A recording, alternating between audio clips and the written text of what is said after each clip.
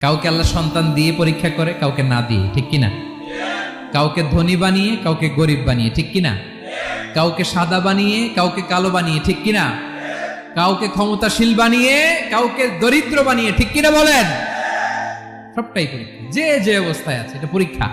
আল্লাহ দেখে কোন অবস্থায় থেকে আমরা কি করি। কিন্তু আসল মালিকানা কার? ক্ষণস্থায়ী বাড়ির মালিক, ক্ষণস্থায়ী গাড়ির মালিক। বস্তা বস্তা টাকা পেয়ে মনে করবেন না এটার মালিক আমি। আজ আছি কাল, আজ মরলে কালকে। আহা, এই তো দুনিয়া। লাহু মা ফিস সামাওয়াতি ওয়া মা ফিল আরদ। যা আছে তিনি মালিক। এজন্য আমার আমার কম বলবেন।